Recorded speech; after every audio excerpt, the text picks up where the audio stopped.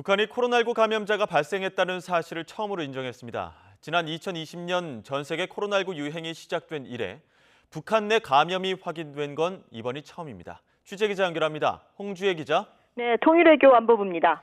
네, 그동안 북한이 코로나19 환자가 한 명도 없다 이렇게 주장을 해왔는데 이번에 처음으로 인정한 거죠?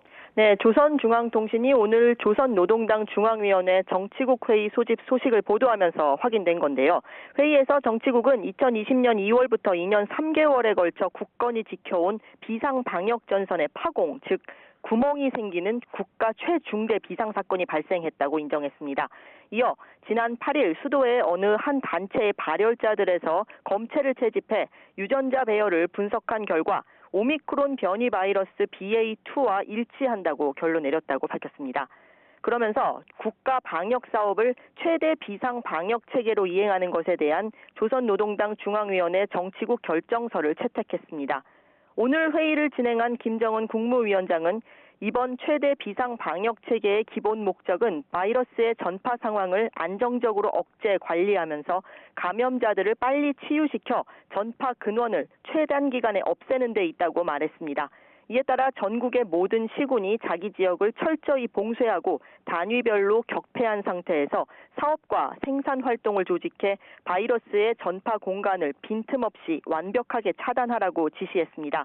다만 방역 형세가 엄혹하다고 해도 계획된 경제 사업에서 절대로 놓치는 게 있으면 안 된다며 화성지구 1만 세대 살림집 건설과 연포 온실 농장 건설 등 수건 사업을 기일 안에 손색 없이 완성해야 한다고 강조했습니다.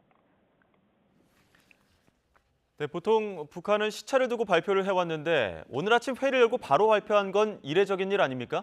네, 북한은 보통 행사를 열고 다음 날 관영 매체를 통해 관련 소식을 보도하는 경우가 많습니다.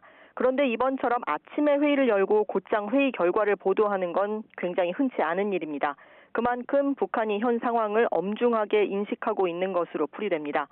시급히 비상 방역 체계로 전환해야 바이러스 차단과 통제가 더 쉬울 것으로 판단하고 관련 소식도 바로 알렸다는 해석이 나오고 있습니다.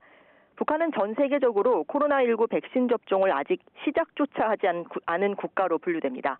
공식적으로 반입된 백신도 전무합니다. 앞서 시노백뿐만 아니라 아스트라제네카 백신 등이 북한에 배정되기도 했지만 모두 거절했습니다.